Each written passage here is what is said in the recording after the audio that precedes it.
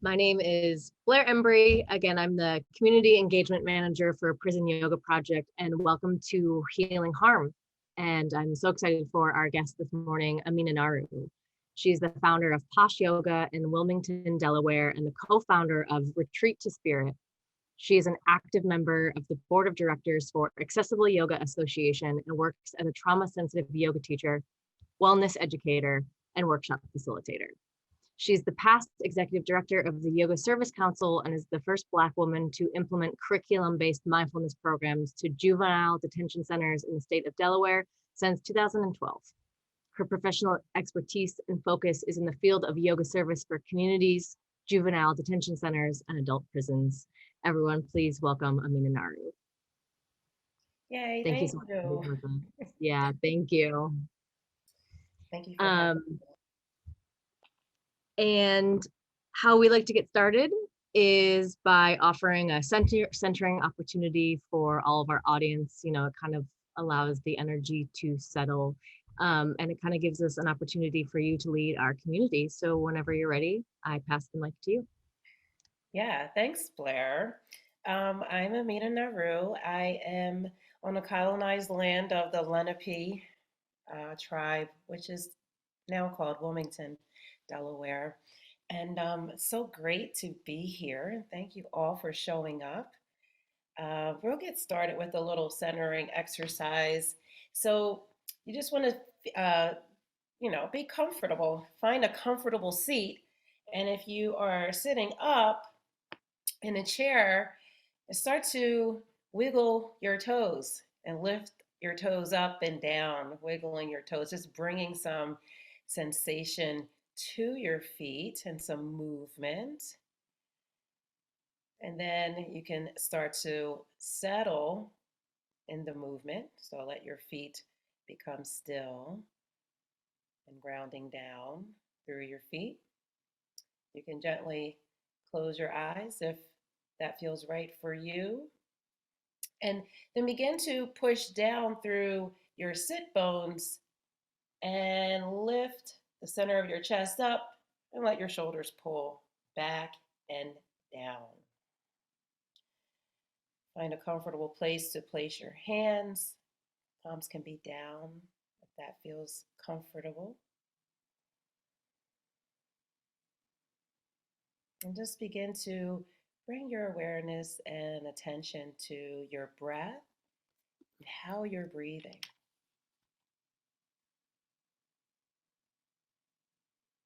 So there's a lot of information to be gained through observation of the breath. So just notice if your breath is shallow or deep.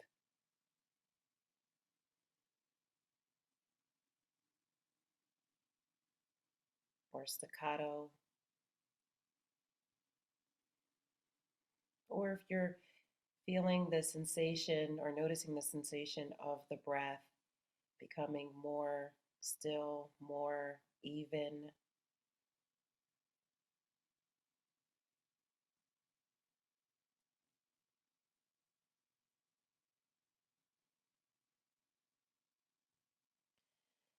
Now, we're going to take a moment to call in all of the parts of ourselves that may have been scattered or outside of ourselves, right? So, this is a part of the grounding. Just notice the sensation you have been feeling, or a part of yourself that may not be fully present. So it's more like a body awareness from the tips of your toes going up to the top of your head, a body scan, calling in those parts of yourself that may be still in bed or still having that cup of coffee, or maybe a conversation that you had earlier today. Whatever your activities were before you got here in this space, See if you can call that energy back to you.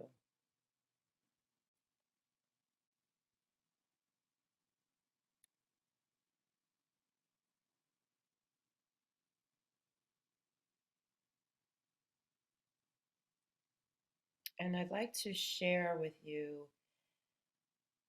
a breathing exercise that you can use with some of your classes, especially for folks who may not like to do the Om chant.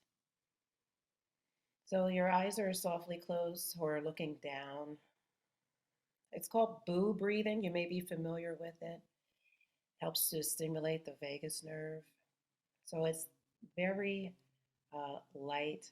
You may go into a deeper register of your voice, and we can do this together. It sounds like the boo happens on the exhale. So we're going to take a deep breath in. Boo.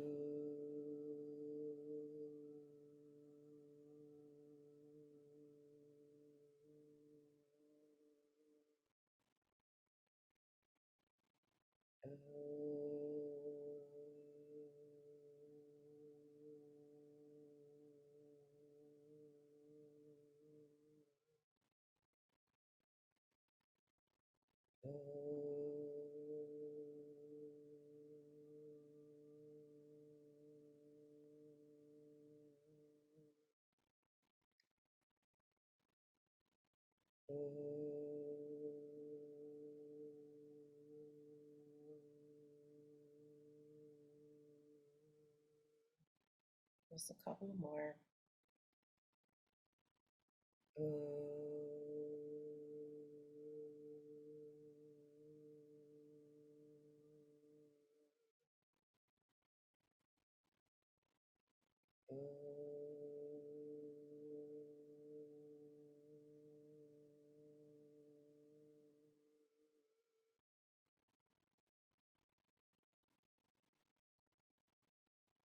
Let's take 3 collective breaths. On the exhale, you can open your mouth and do an audible sound.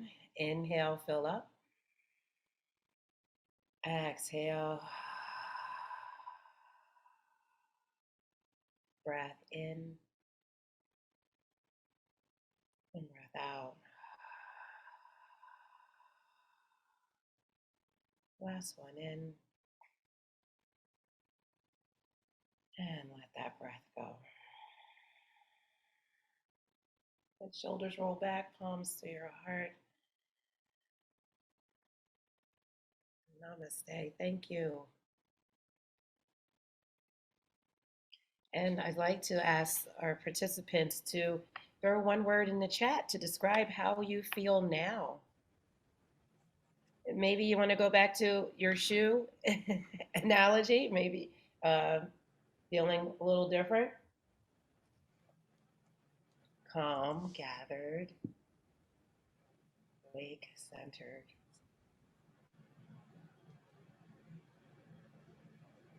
Light and joyful, more grounded and energized. Ready. Yeah, that's a good one. I really love the boo breath. Yeah, have you heard of that? No. No, it's great. Yeah, it's so, it's so powerful because you don't need a lot of it. You don't need a lot of repetitions, but the deeper you go, the more you do, the more, grounded and in your body you actually feel. So as far as like pulling all those scattered parts of yourself back to you and then solidifying that with the boo is just awesome. That was a really great centering. Thank you. Thank you. You're Yeah. welcome. And I'm happy to see that, of course, it resonated with our audience as well. And what's your first memory of yoga? Oh, wow. Well, my first memory of yoga was with a DVD. Elena Brower was my first teacher. And, that was just to do some stretching after 5 mile runs and walking and things like that. But I realized that after about a week or so, that something else was happening other than stretching. And I felt more, alive and happy. And like my mood was more stable, with my family and at work. So I actually brought a lot of these DVDs and gifted them out to coworkers to make it more, enjoyable work environment. And I just started preaching this yoga thing, but all I had ever experienced was a DVD practice. And one of my colleagues, probably like about 9 months later, had said to me, "Yeah, there's a yoga studio in the next town." And I'm like, "Really?" She said, "Yeah, you should go. You'll love it." And I went finally for the first time, and it was a hot yoga class, kind of like Bikram based. And I was totally in love. You know, she went with me that time, and she was like, "Geez, did you get?" Because I went from that one class, I got on the auto pay thing, and I was unlimited. I had unlimited classes. She was like, "You're doing more than me," and so that was my first memory, my first couple of memories of yoga, and just I guess with the heat and the more hatha based practice, I was able to go deeper, and it was in person. You have a teacher right there with you, and you have a community of people that you're actually practicing with. So it made for a much deeper um, experience. So, I'm like sweating to death. Shavasana comes, and I'm actually crying. Like tears are just pouring out. Like, what is that? Where is that coming from? So that was, my first couple of memories of my yoga practice. And so from that, transformational shavasana, and whether that's just like a release or joy or even grief or sorrow coming up, where did you go from there? How did it build for you? My practice. Yeah. Well, so I was going at least 5 times a week. My goal was to go every day, and more and more I could feel like something shifting. Okay, so the external part was I felt better, like I was happier, my mood was more stable. But as I continued, more, I want to say like pain. So I was Mm. able to access my pain body in the classes, in the physical poses. Um, and one pose in particular that really kind of freaked me out was camel pose. So to just like do this and pull my shoulders back, and right in my throat chakra and all in the heart section, I would feel like a tremendous, tension. And then I would either like have to cough or I couldn't breathe. I felt like I was suffocating, felt like something was sitting on my chest. And I'm like, what is that? What is going on? So, as I continue to go, I'm edging myself in to the pose because I know this is like the pose that kind of freaks me out. So there was some anxiety around it, and which actually was anxiety too, sitting on my chest. That's what I realized. Like that was anxiety, but that anxiety was attached to something, which I later, through my self reflection and journaling and more practice, realized that that was like heartbreak. That was, the heartbreak of abandonment, not being seen, just certain traumas that, I had been through as a child was like coming up as I continued to go a little deeper in the pose. At first, your cognitive mind has no idea what is that, like to try to link an experience to it. I just know that I feel scared when I go into this pose. I feel like I can't breathe. I'm suffocated. So that was one of the enlightenments that I had through my practice. Mm. I kind of want to feel like I want to go both ways, right? Like, I want to hear how these moments influenced you to become a yoga teacher and a yoga facilitator. So will you tell us about that journey as well? Yeah, absolutely. So through those type of experiences, I realized that, oh my God, like I guess I'm healing, and in Shavasana, I'm in tears again. I'm in tears again. I go in, or I'm in the car after a class and I can't move. And I've watched every single student who was in the room with me leave the studio. And now the teacher is coming out, and I'm just still sitting there, like, in awe. I'm still sitting there unpacking. I'm still sitting there sometimes just in the bliss of the moment, of the experience, and it made me realize that I'm healing. I'm um, that I was being exposed to shadow parts of myself that I didn't even know about, pains and things that I had no idea about, or I had just tucked away. Like, oh my gosh, I haven't thought about that in 20 years. Like, why did that just come up now? Like, even in certain poses, a memory would come up. And like, wow, that's must be connected. So, I thought about my mom who was a heroin addict for over 20 years.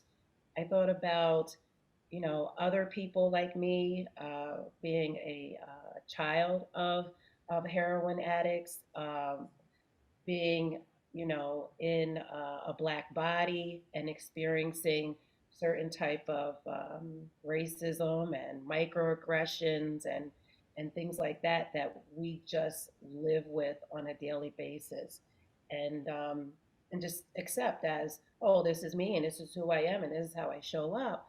But I felt like if I could introduce this modality to other folks like me who have been through the similar experiences, who look like me, that maybe this we could make a better world. I mean, that's the grandiose, idea of it. But to just bring it down to the minute part of suffering, to alleviate Mhm. someone's suffering, because we don't have to suffer. Suffering is optional. At least that's my take on it, right? But through the understanding of our suffering, we can liberate ourselves. Um, and I was like, this is a modality that is helping me and healing me and allowing me to do a lot of self study and self reflection. So that was my primary, motivation to bring yoga to communities and people who normally would not have any exposure to it, or walking around with the idea of, oh, yoga is just for white folks, because that's what I got when I was going into, certain communities and things, like Black people don't do yoga, or I'm Christian, or I'm Muslim, I can't do yoga, and things like that. So, but once having the exposure, they were able to experience it for themselves, and that was another thing that I had to learn, that it is, you can't talk about it. It is an experiential practice. It's the doing Mm. part that gets people to feel more connected to their self in a way that evokes that bliss body, you know, of healing. Thank you. You're welcome. I hope I answered the question. Yeah, absolutely. And I'm saying a lot. Sorry, I'm very self-conscious of that today. What was the first place that you taught yoga? Or where, or like what kind of environment? Oh, my first yoga class that I taught was not very, when I think about it, I was so scared. I was so nervous because I was teaching an all white audience. All my students were white. I was in a high end gym. You know, my dentist was in the my dentist was on the mat.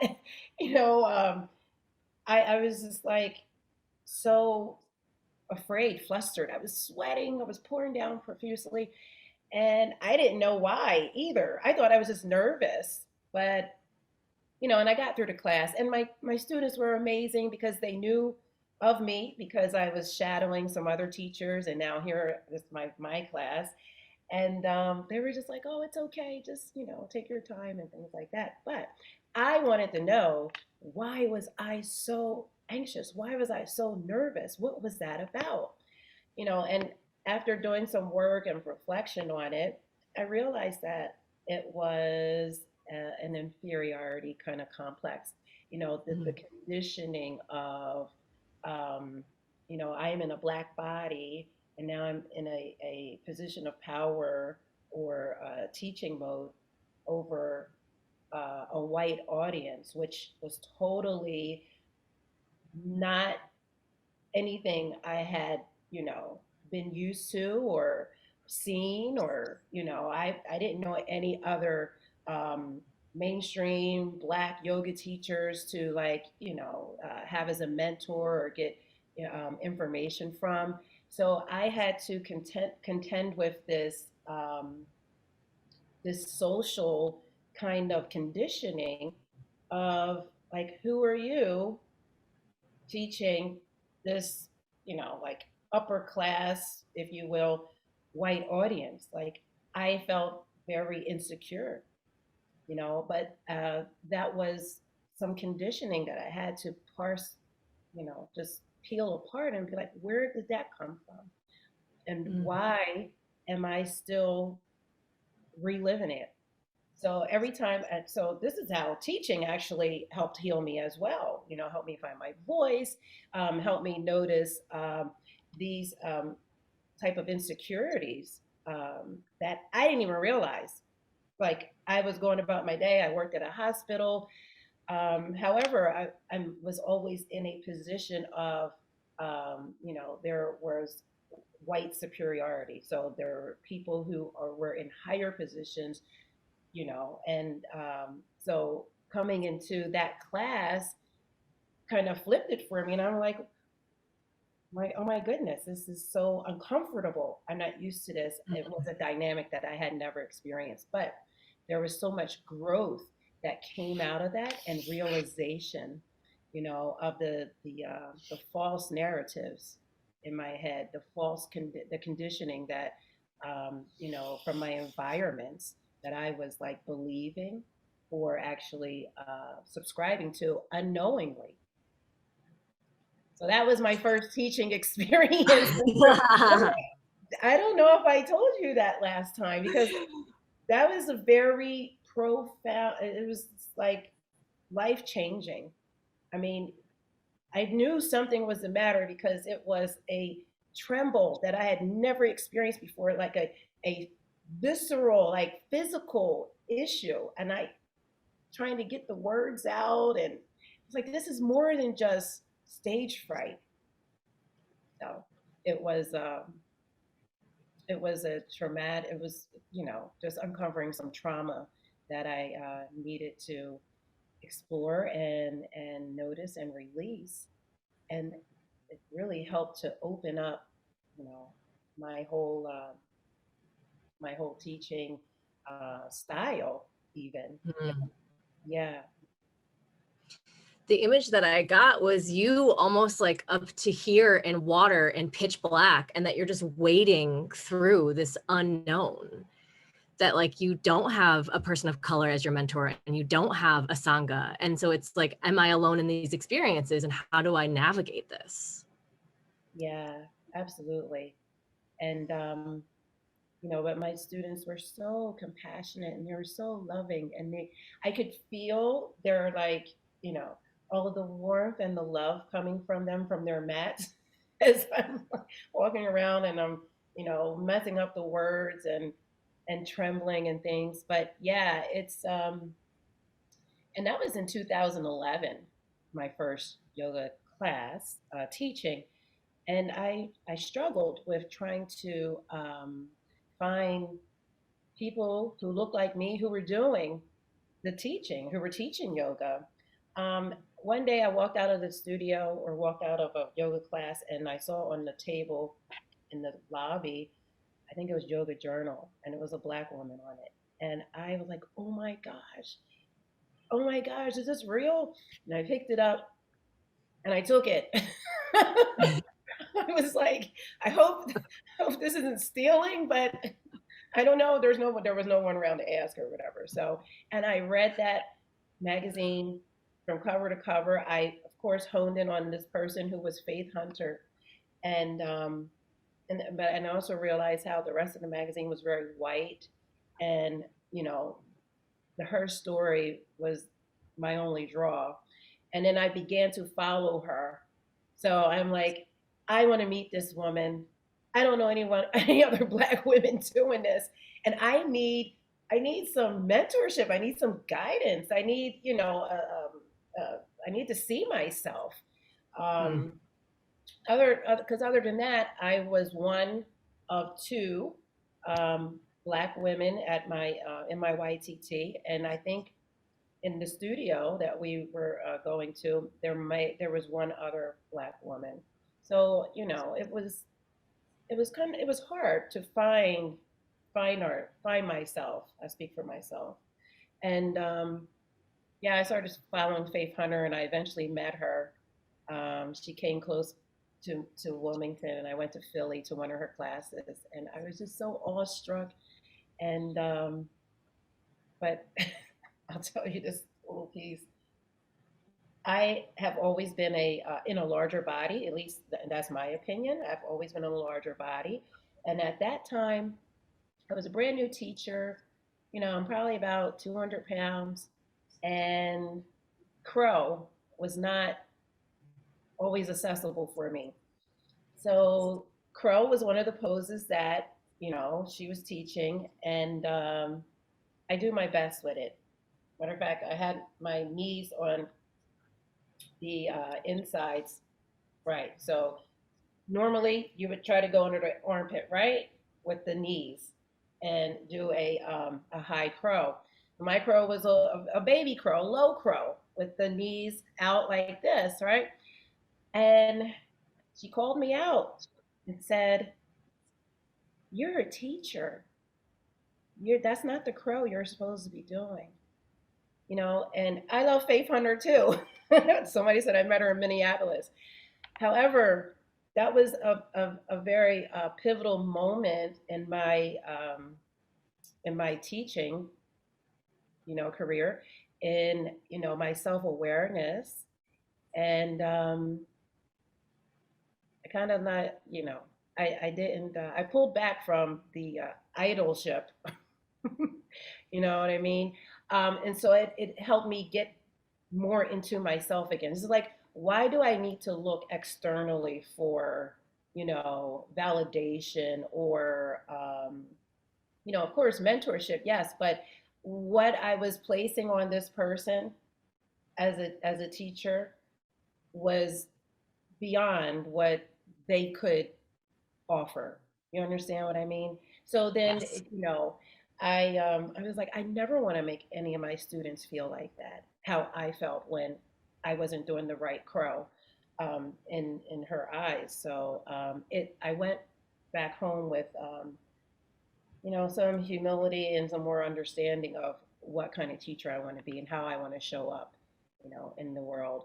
And at that time, I was volunteering at the detention center, or I don't think I had started. I was maybe right on the verge of volunteering. And, it's like mainstream yoga does this to us, though, right? They show us these poses that are like all twisted up and contorted, and yeah, it looks cute and nice, but how accessible? Who really can do those things? Mind you, I did work on my crow, and just for my own self, right? And crow is something that I teach to in the detention centers, and the kids love it. But I teach all versions of it, so it's like whatever works for your body. There is no, specific way that you're supposed to do it to look perfect, and things like that. So, Yeah, oh, and I think from what I hear that you've expressed from this experience is, it really shows you the impact that you have as a yoga teacher. That one sentence, like, are we doing harm?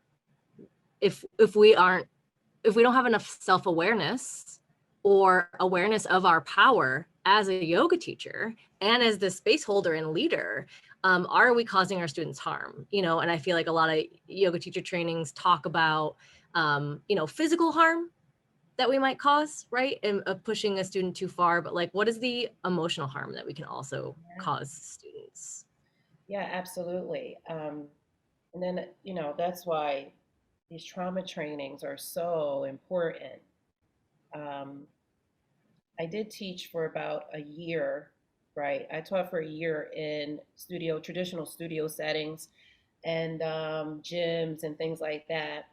And when I started getting trauma trained and going into the detention centers, I was just like, oh my gosh, this is so amazing. Like every teacher should know how to teach like this because, you know, um, like you said, we're causing more harm than good when you're going and when you're in a studio and you're trying to push your student beyond their limit, maybe doing an adjustment, you're touching bodies, like, are you asking for consent? You don't know what that person has experienced or what background they're coming from, um, as far as trauma goes, and even language, how important languaging is, to be more invitational than, demanding or directing. Like, take that foot and put it on top of your left knee, and, that kind of thing. That's why it's so important to have some type of trauma training. It should be mandatory across the board for all, yoga teachers to have that in their YTT. I completely agree. And I know that we were working on getting a link for you too, but I feel like maybe this is a great time. So maybe talk to us about your work with Accessible Yoga and kind of the mentorship that you have coming up with them, and talking more about this trauma informed training and really having the resources to be the person that can teach yoga to everyone, right? I feel like that's really been this shift this last decade, is that we don't have to be these bendy yogis to receive the benefit of yoga. Right. Yeah. So I have a business partner, Pamela Stokes Eggleston. We uh, founded a business called Retreat to Spirit. And Retreat to Spirit is actually, a business that provides the services that we wished we would have had when we were coming out as new yoga teachers, like mentorship, like retreats for Black women, um, and the mentorship program we're doing this month, is not this month, it's March 3rd, it starts. It's a 3-month mentorship program, and it's for people who are yoga teachers. Maybe you run a studio, or maybe you're just interested in launching a wellness business, or maybe even a therapy group. Say, like, if you want to provide support for certain communities, we take you through an internal deep dive of shadow work, whatever, could be creating obstacles for you. Um, and that is in the first month, doing that excavation. And then in the second month, we go into the creative mode. So it's like, well, what is it that you actually want to create? And who are the people that you want to serve? And what that would look like. And then in our third month, We actually take the things you learn from the first and the second month, pull it into the third month, and discover how to go out in your communities and actually do the work. Um, it's more on the lines of linking your passion with your purpose, right? Mm. Or taking your, linking your service to your heart, as opposed to saying, oh, I want to work with people who are experiencing homelessness. Uh, well, why is that? Why do you want to do that? Do you know where your passion is for that and where that lies? Or are you just maybe feeling sorry or have shame or something around that community, which is leading you to want to work with them? A lot of us don't realize, that sometimes guilt or fragility uh, can be motivating factors to push us to work with certain communities. And then when that happens, we're usually going in and showing up inauthentically, and the people feel it, they notice it, and that sets up a breeding ground for like harm, sometimes codependency, these power dynamics as well. So, yeah, it's great to have a mentor.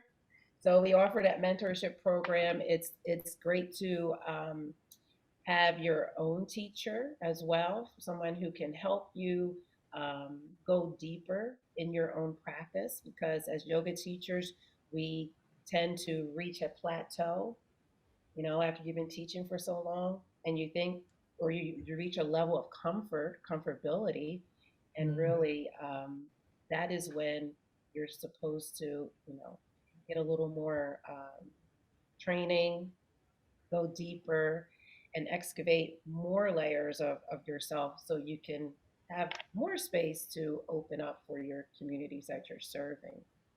And so you're able to hold space for folks because yeah, like who is not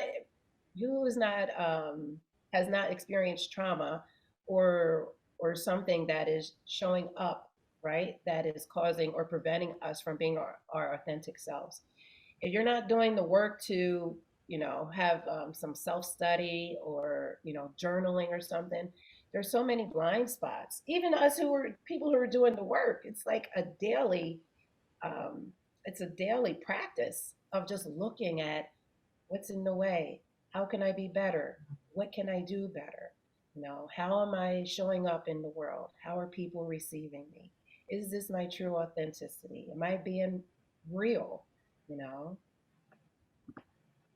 I feel like I said a lot. So No, no, no. And this is why I'm so excited to have you on and with us this morning, because I know that when we had our pre-meeting, I was like, I think we talked at least for like an hour and a half. There's so much to talk about, and there's so much beautiful personal experience, lived experience that you have to draw from that really influences the work that you do and has a positive impact on the people that you serve and the spaces that you hold, right? Because of your lived experience and because of your self-study. mm-hmm. So no, please keep Oh, going. Yeah. Um, so, we had spoken about how self-study, and you're talking about this mentorship, right, of digging in deeper, and I think that is something that tends to happen, or maybe there's a trap. It's like we already label ourselves as a yoga teacher, so we feel like maybe there's not that we don't need to dig in a little deeper. And I think from lived experience, I can say that some of those deeper spots to get into, those blind spots, are harder to get to. mm-hmm. And so by showing up in community and by showing up in Sangha, we can hear from other people's experiences. Do I have that? Do I hold that? Like mentorship and community informs our practice in a deeper way. Yeah, absolutely. Because otherwise we'll just, like you said, we'll just go through life thinking that I'm okay, it's everybody else that has a problem. Yeah, and that's without doing the work, you know. But it is a practice. Just like you, if people who are doing the asana practice, you get on your mat every day. Yeah, there needs to be the other 8 limbs that are coming into your practice as well. You know, meditation was a big part of my growth, you know, as a teacher. Um, I signed up for a 10-day silent retreat, a Vipassana retreat, and this was right when I was finishing my teacher training. And that was monumental. And I think I told you about it, you know, about sitting with pain, learning how to sit with pain. Um, and the pain was in my knees every day. I'm sitting because, you know, with this retreat, you're meditating, eat, meditate, eat, you know, and then it's just going to bed. But so you're meditating around the clock, keep coming back into the same position to sit.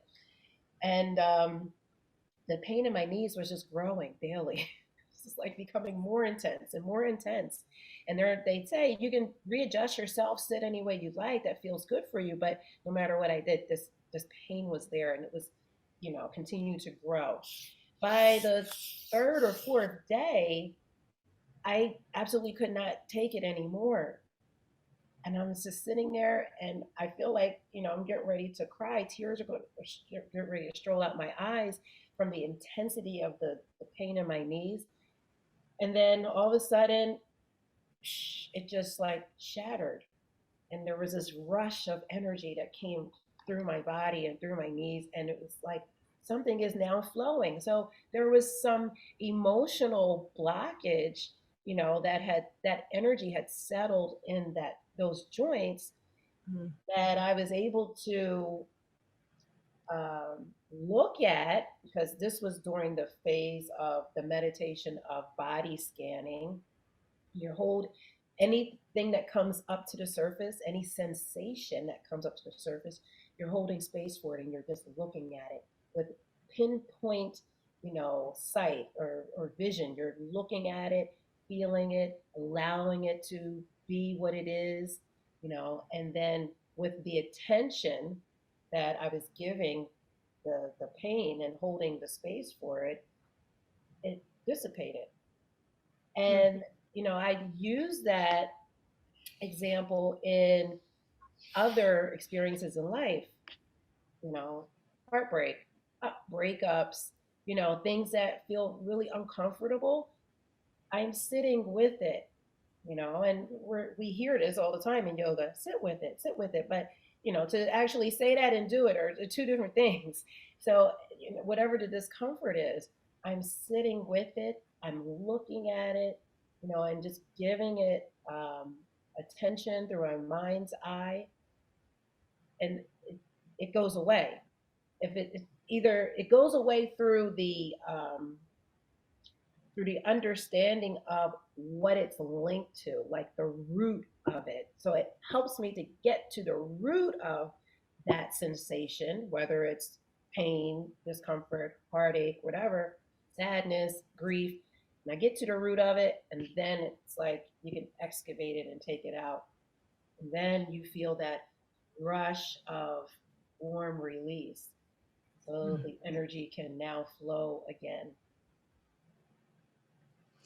You know, and what we, in talking about that process too, and I know what we had spoken of before is that, you know, oftentimes if we're doing the body scan and we bring our awareness to a place that is asking for our attention, sometimes there's a story there, right? So our stories are stored in our bodies. This is something that we know as, you know, somatic practitioners, people that study the body.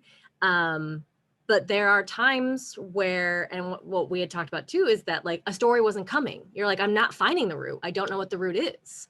And so from what I've heard, actually a therapist that's a friend gave me some of this information, is that our developmental traumas don't have story attached because that wasn't part of our language. Right. So some of these original pains that we have And these original wounds, they are harder to get to because there is not a story. And so things like silent meditation and things like these yoga practices, continue. Yeah, yeah. And it just kind of gives me chills because that is so true. If you don't have the language when the trauma happened, how would you know how to explain it or what it feels like if it happened in your infancy or in the womb even. um, Mm. Gabor Mate tells a story about, he says he was about 2 months old, and he's from a Jewish family, and that was during a time, I think with Hitler and everything. And he said his mother took him to a doctor because and said, my baby just keeps crying. He just is always crying. And the doctor said, yeah, all my Jewish babies are crying. They won't stop crying. They're feeling the pain, the fear of the mother and the household. What's happening within the family. And there's he's there's no language to explain that at 2 months old, right? So how that manifested for him as an adult through certain addictions and things that he speaks of that he has had to work with as an adult. That was one of the roots. Mm. I hadn't heard that story. Thank you for sharing that. Just the grief that you can feel, of just this doctor being like, all of these babies are crying. They won't stop crying. And these are things that we're still dealing with for so much trauma and intergenerational trauma and collective systemic trauma, right? That we're working with people on our own individual level and at a communal level. Mm-hmm. Will you talk to us about this work and how it impacted how you hold space in juvenile detention centers? Yeah. Well, when I first started teaching in juvenile detention centers, I was very nervous because, I knew that yoga, I know the power of yoga, but in my mind, I wanted to go and teach adults. I wanted to go back to the prison, the jail that I had served time in, and offer this as a gift for the women there. Um, but the door opened for me to volunteer for the juvenile detention centers. Um, well, through my own practice and holding space for myself, I was able to show up and hold space for these kids who are being disruptive. They're having outbursts. They're just experiencing their traumas and you know, um, letting it be known, coming out on their mat and things like that. So what they would say to me is stuff like, um, "Do you ever get mad?" They're like, because they know they're like, we're like really giving it to you here. Do you ever get mad? Do you ever, are you ever upset? Do you?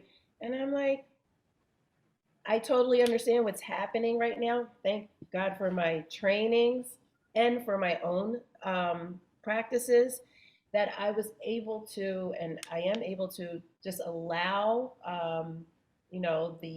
the products of trauma to come out, Mm. provide space for it.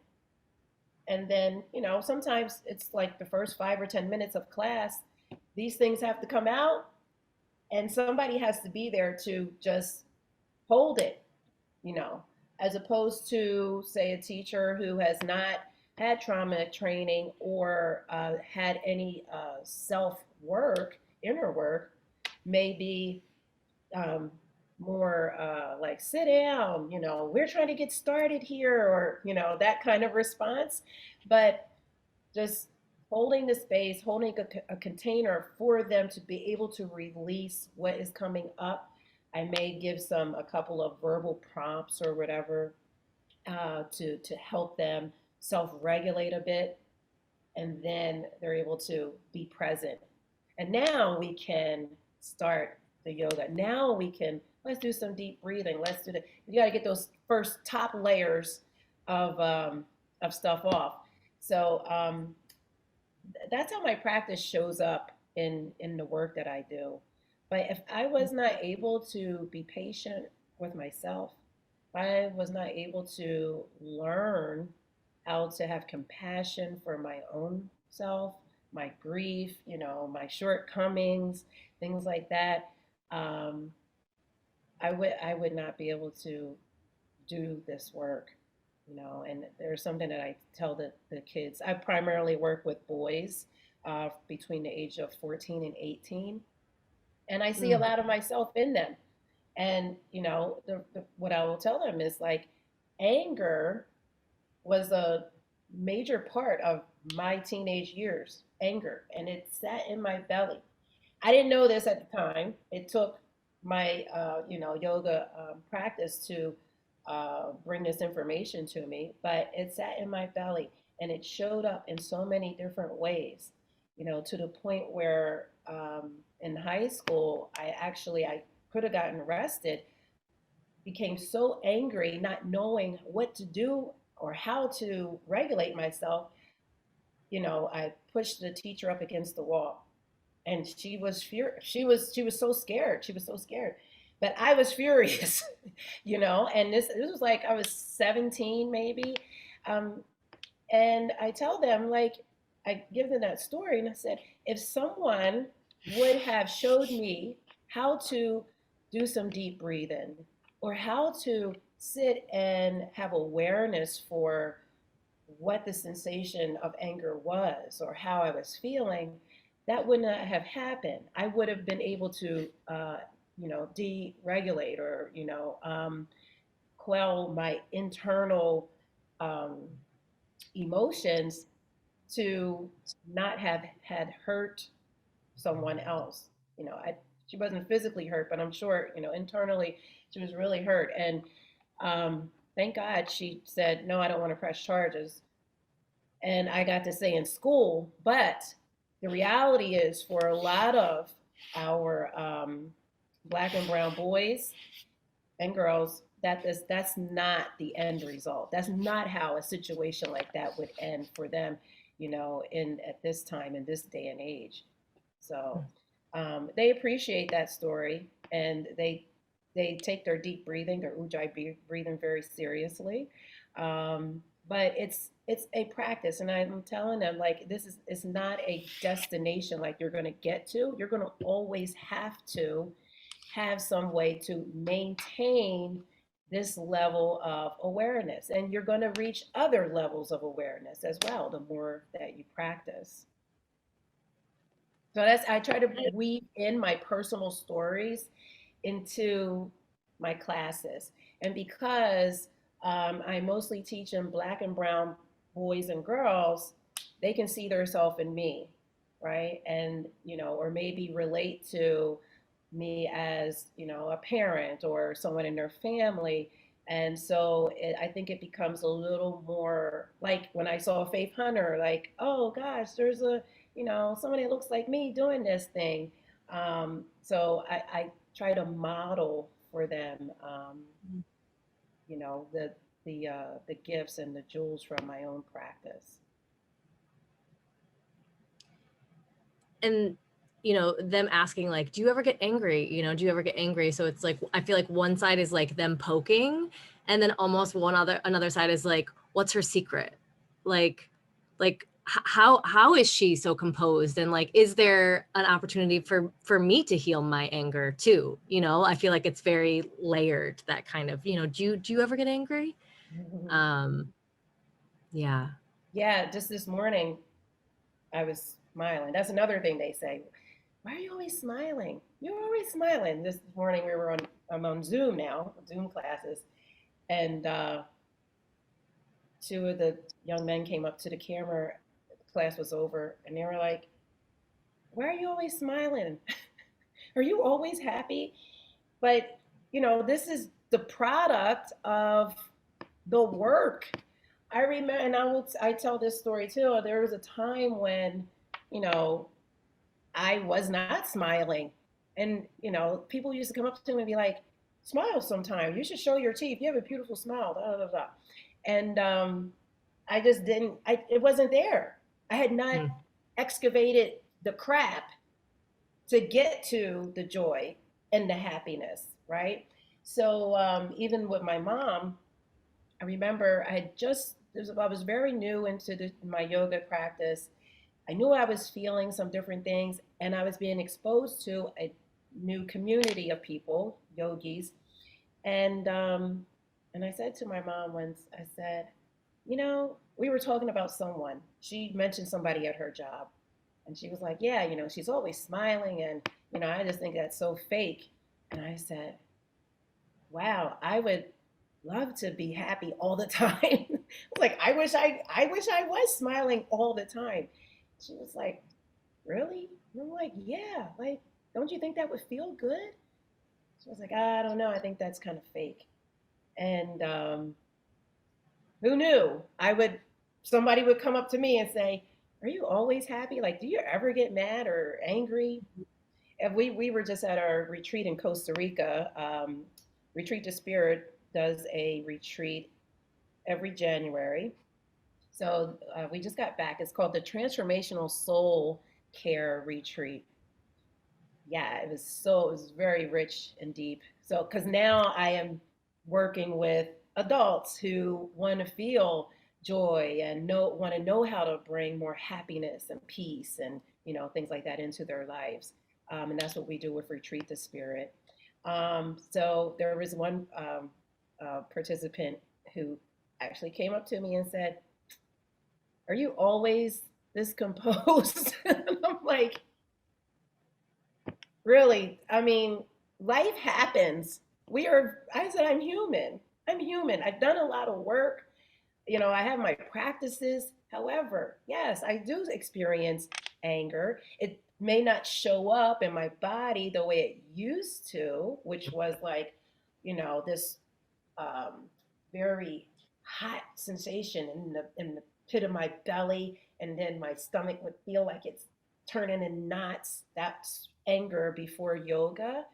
My anger now is like, huh, it's more like a heady thing. Like, I feel like I'm supposed to be angry about this. Let me examine it. So it's just like this process. However, there are some instances where it's like this, and I'm like, ooh, get back to your practice. Do some deep breathing, like right now. So, it depends, and there's varying levels of it. But yeah, anger happens, but for the most part, there's a lot more contentment, you know, Mm. which feels really good, but also sometimes, I don't know if anybody else has this experience, can feel a little boring too. I'm like, So I'm so content. Like, can I just get something? Like, I want to be exuberant or something like that. But I have practiced to be like, one way. Whether you're experiencing something extremely great in your life or you're experiencing something that is really upsetting, we're taught to be even, right? So sometimes it gets boring. it's so funny because Susan Shannon, who we had her on as a guest in December, she's a Tibetan Buddhist practitioner and chaplain, and she works on death row. But I started seeing her for spiritual counsel once a month. So, we kind of sit and we talk about these processes. And it's exactly what I talked about on Wednesday. And I was like, am I bored or am I content? I think because, maybe previously within childhood or teen years and early 20s, your life is kind of like this and you're used to this big swaying and it's a lot of stimulation. And so when that's not happening, you're like, okay, like, is something missing from my life? Yeah. Yeah, I know that feeling. Yeah. Hmm. And even as yoga teachers, we need to be careful because we're teaching yoga. So this for me this is how I make a living. I am a practitioner, so it's something I do for myself on a daily basis, right? And there's a there's a possibility that we can start to experience burnout or a feeling Mm. of resentment. It's like because this is my life. My life is a yoga practice, the whole thing, right? And now I go out and teach other people how to do this, but at the same time, it can become monotonous, right? It's like, Mm. this is what I do. I do it every day. I go to my practice. I'm on my mat. I sit for meditation. So, and when I first started teaching for my own business, Posh Yoga, I was teaching 6 days a week, 6 days a week. And I was like, but it was what I loved. Like this, I don't want to do anything else. I would do it for 7. But someone told me at least have one day off just for yourself. Even if you really want to work, don't. And I always followed that. And there were times in my career that I lost some students, like around 2014, like as the students were coming out of juvenile detention, they were being murdered. A month would go by or 2 months, and they're like, "Oh, did you see so and so was in the paper?" And it's like at least 10 to 15. I think it was around. It was like 15 to 20 kids altogether, but about 11 or 12 of them were my students or former students, and that was very, very challenging.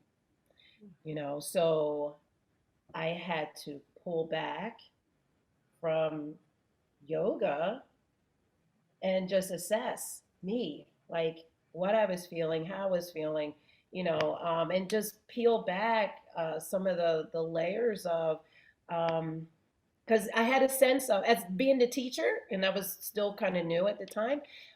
What came up for me was, is this yoga stuff really working for them? Like, what is happening? Like, how, how could I have saved or stopped or anything like that, right?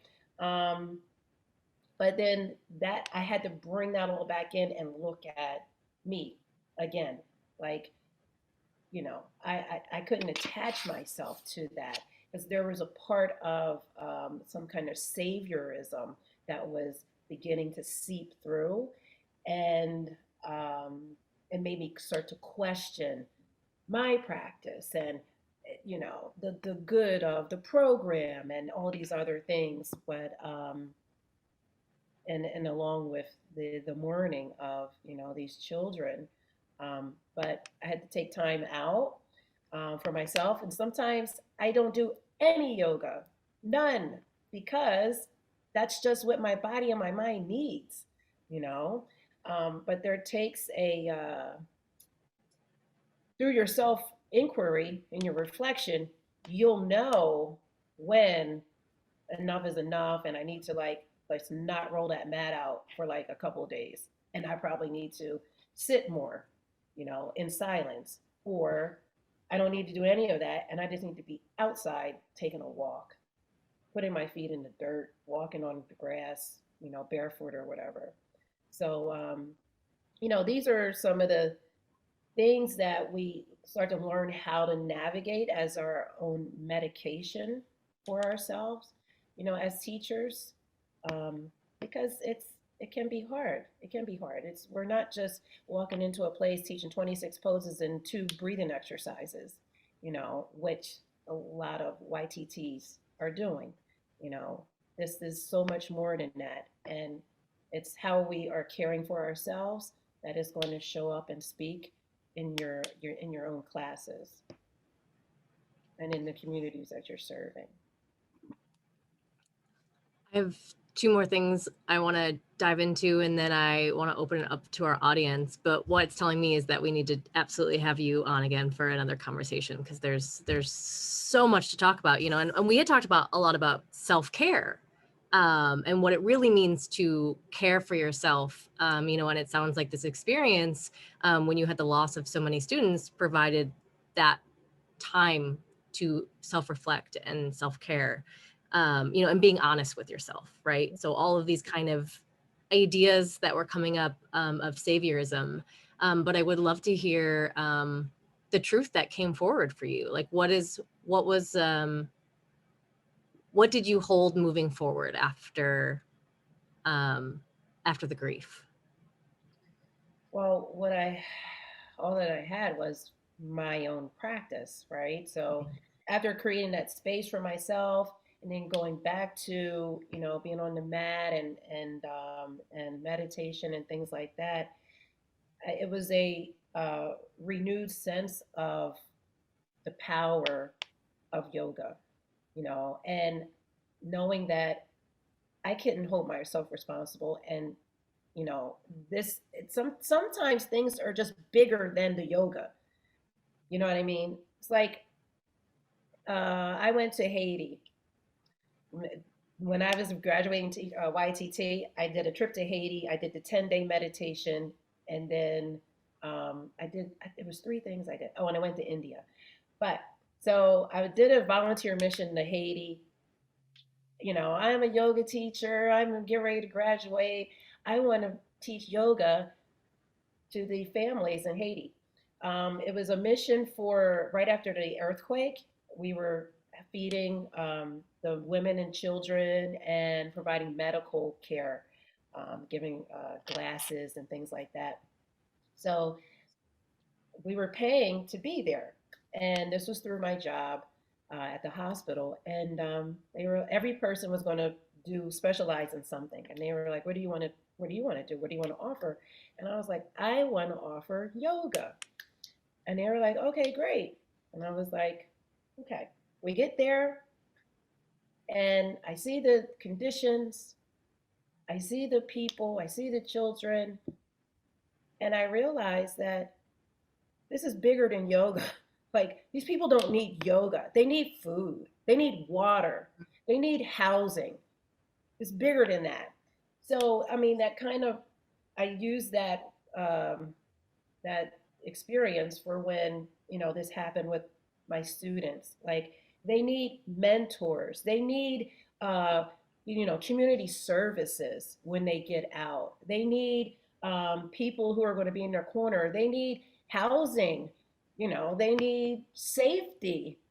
So I couldn't hold the yoga accountable for that. You know what I mean? I couldn't say, oh, I could have done something, or this could, it's bigger than the yoga.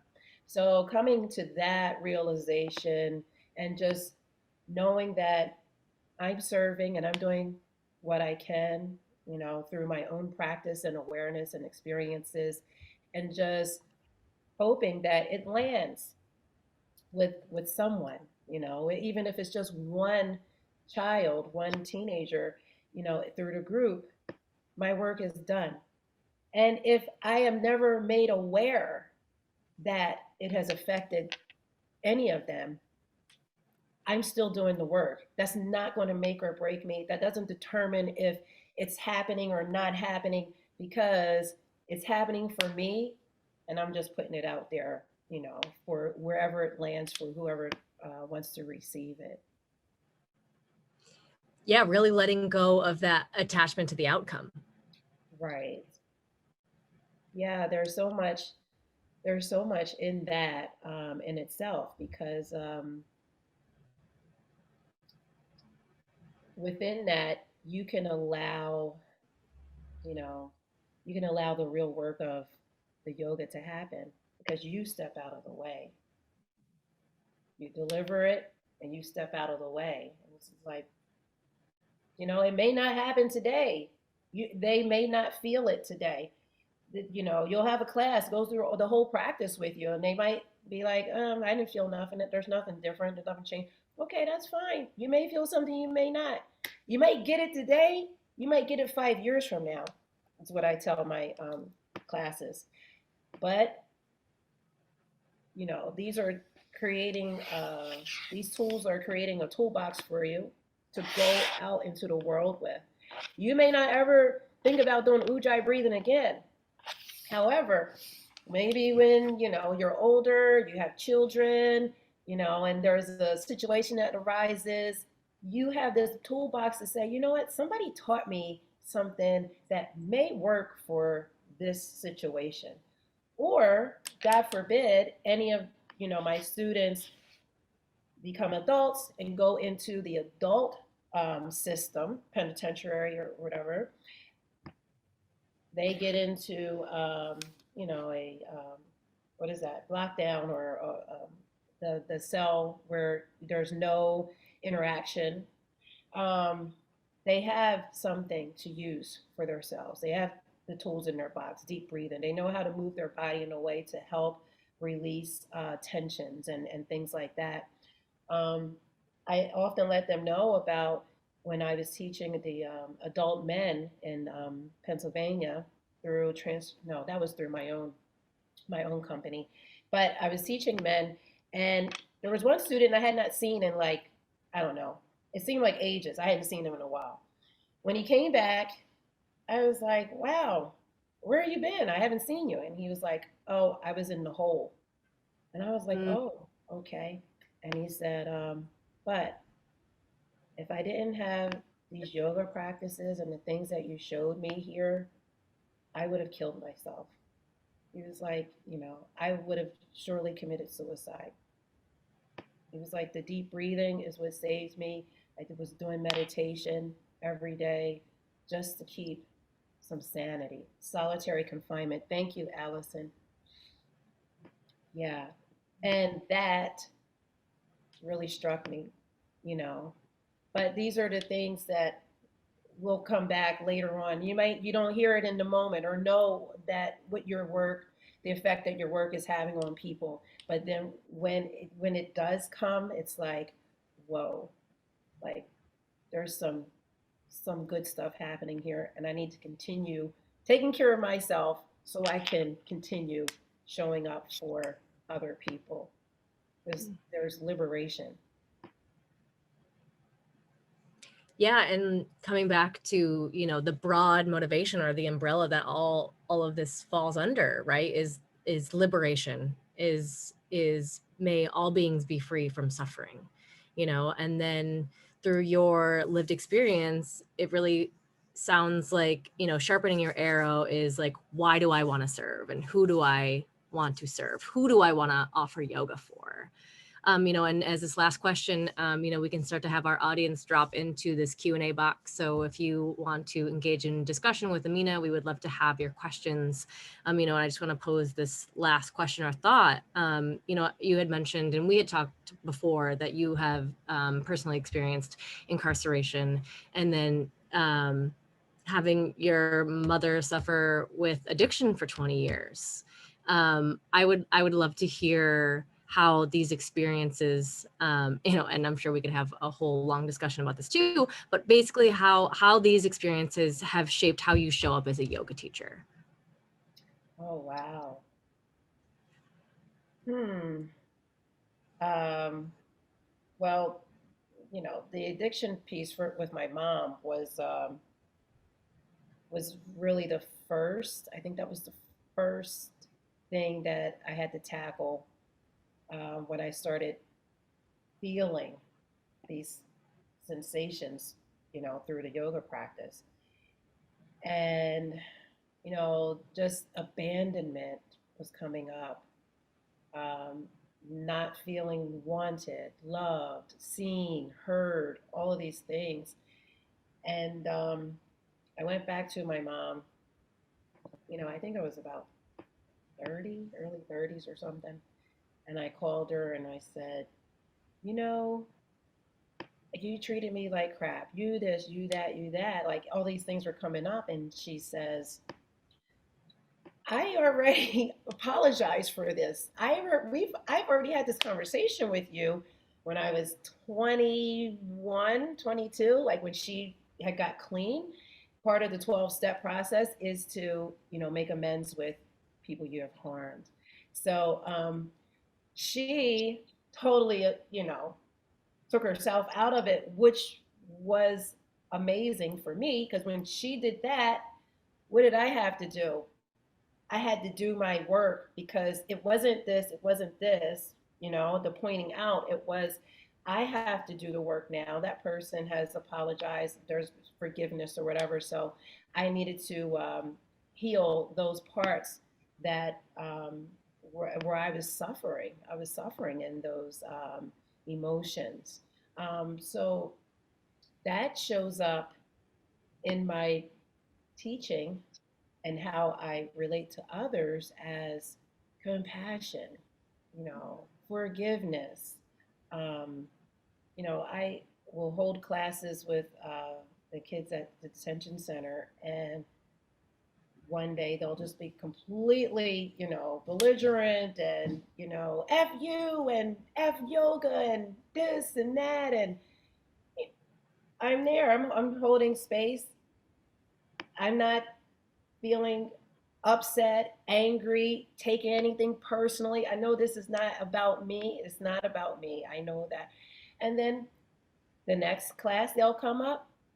Hi, Miss Charlene. They call me Miss Charlene. That's my name that I started with when I was teaching. So they call me that. So they're like, I'm sorry for my behavior the other day.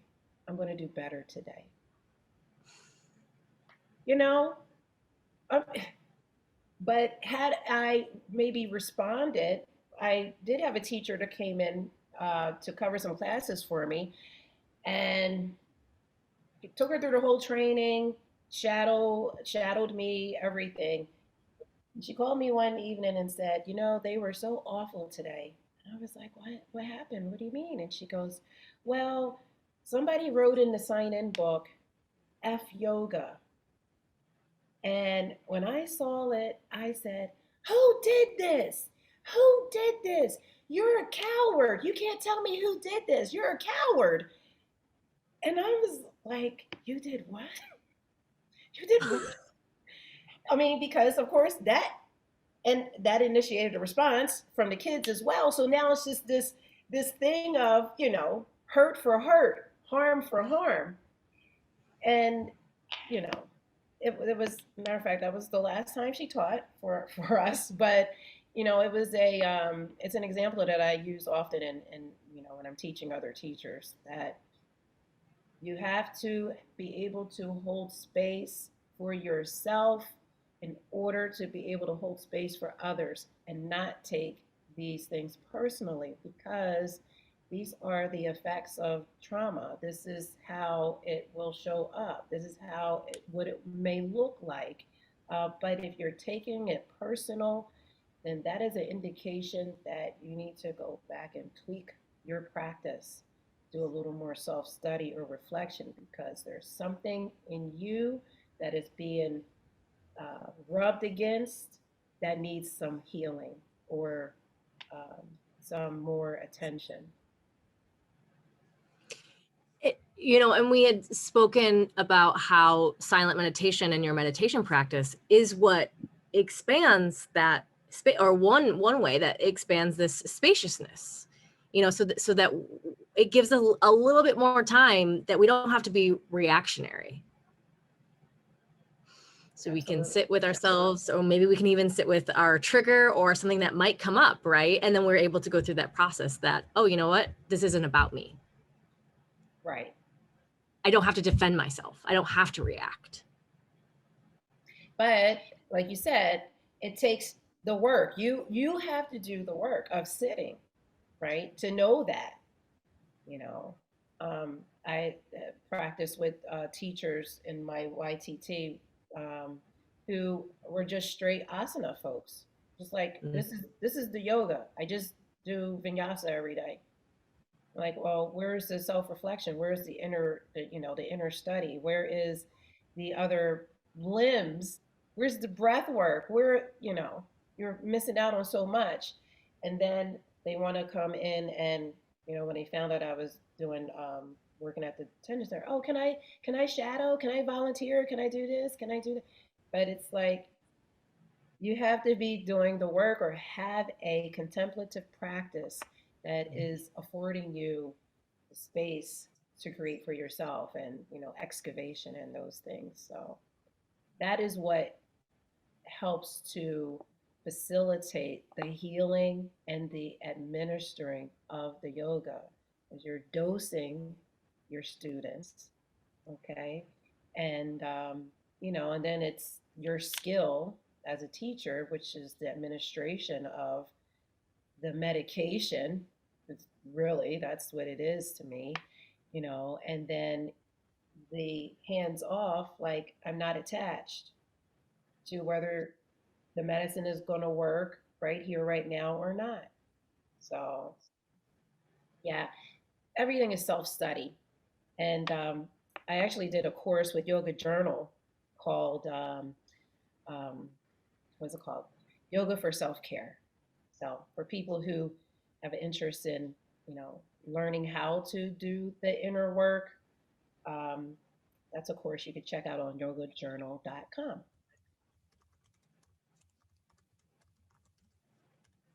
I'm gonna look that up right now and find that resource for our community because that's amazing.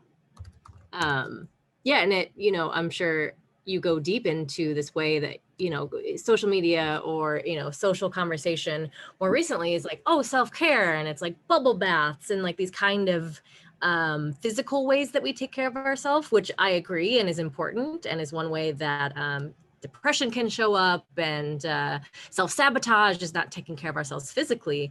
But what you really speak about is how to do the inner self-care, and you talked about honesty, and I would love to hear maybe another moment of what is it really like to be honest with yourself?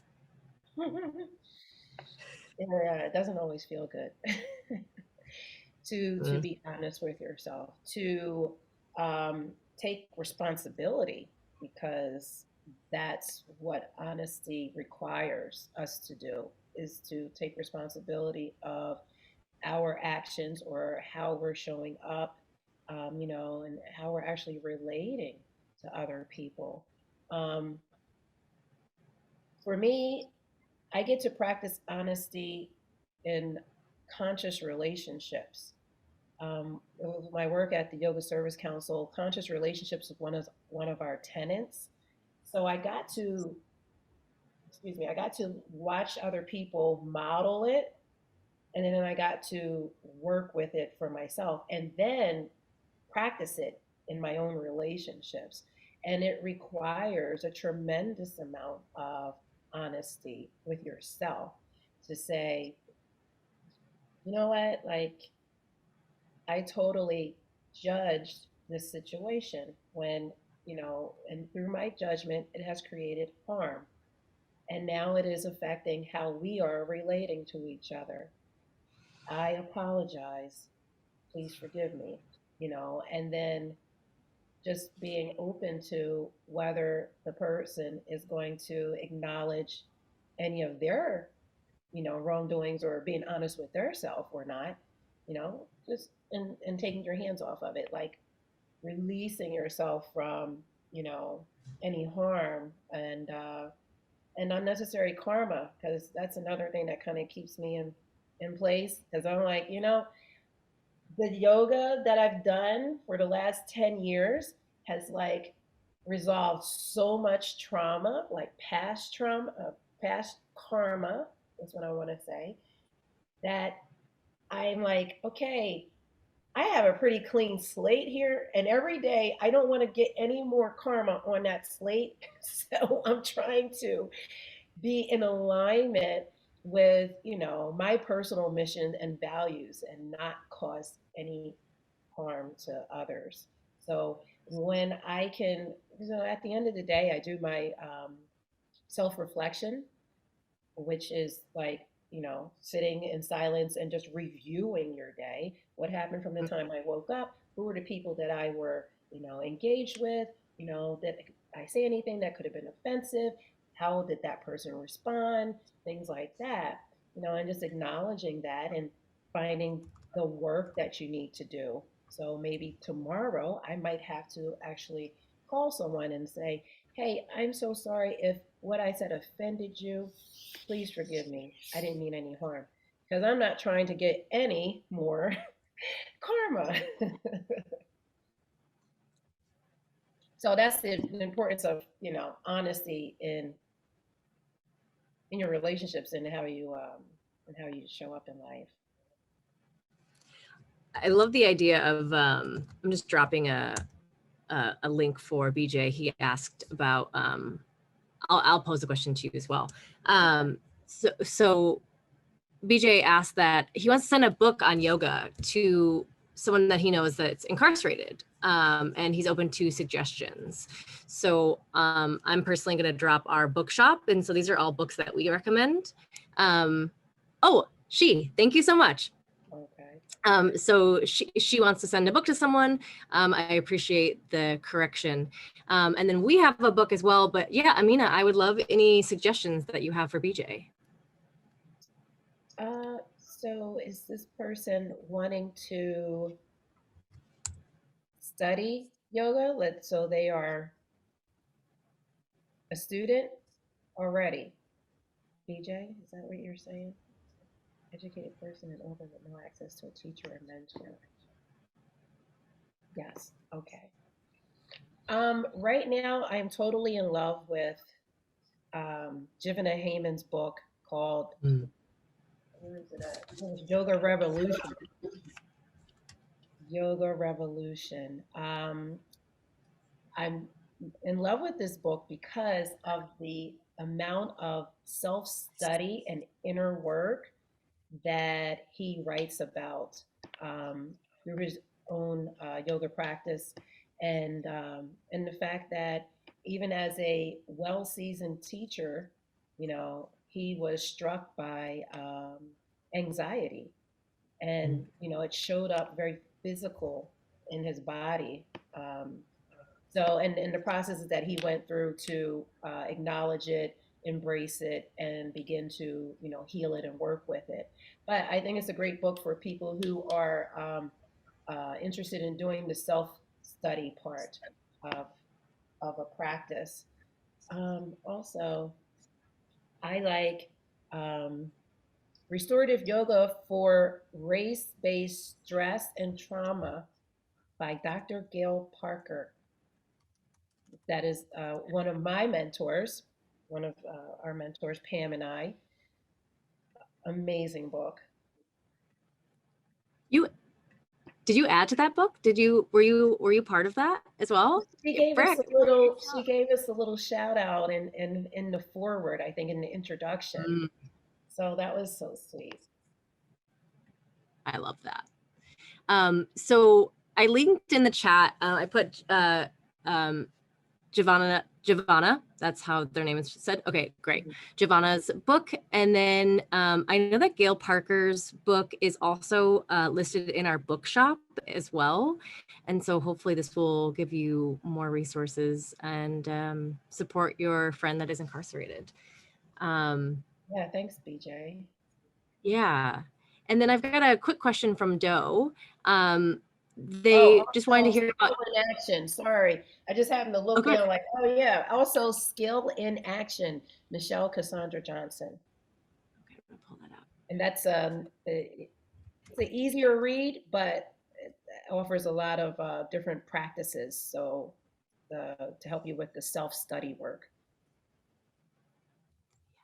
Maybe you guys have that in your bookshop too. If we don't, I'm going to make sure that we do. We have so many resources in there. Great. Oh, okay. And then we have a question from Doe, and I do want to honor time. I know that we are a couple minutes over, so we will start to wrap here soon. Doe's interested in your experiencing studying with BK Bose. They just wanted to hear about your experience studying with BK. Yeah. Oh, cool. Yeah, that was very early on. Matter of fact, that was my first trauma training, and it was like a 4-day training. we came here to Delaware. It was you know, it was one of those opening type of trainings that let you know how powerful your breath really is.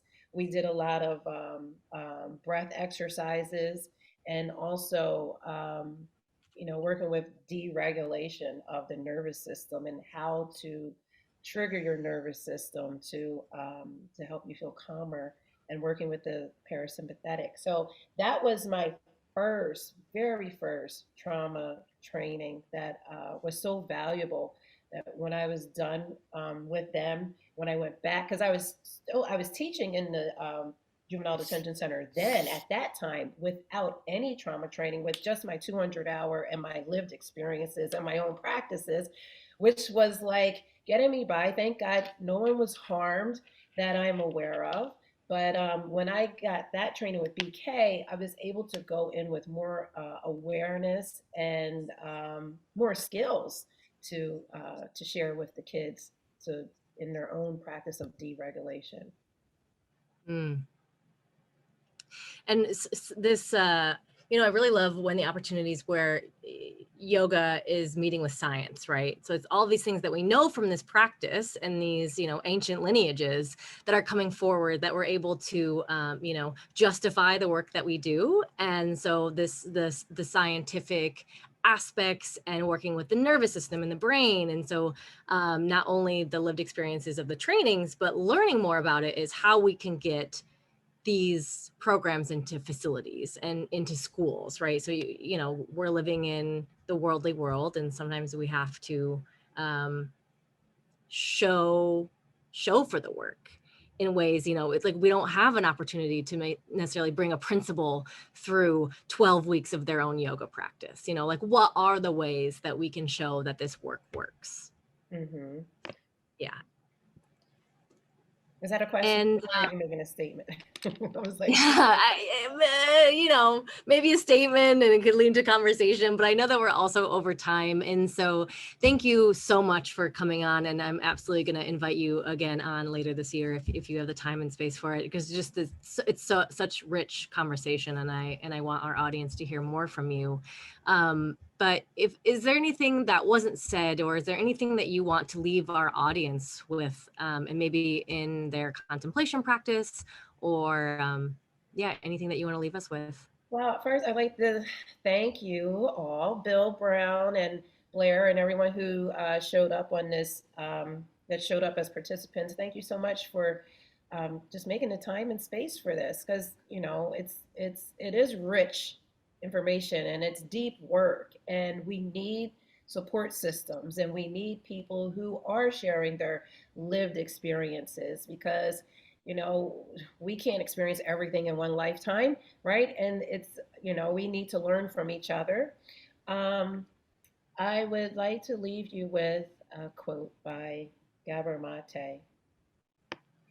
We may not be responsible for the world that created our minds, but we can take responsibility for the mind with which we create our world. So that just links us right back to our own practice and self care. Thank you so much, Amina. Thank you. My pleasure. I hope it was helpful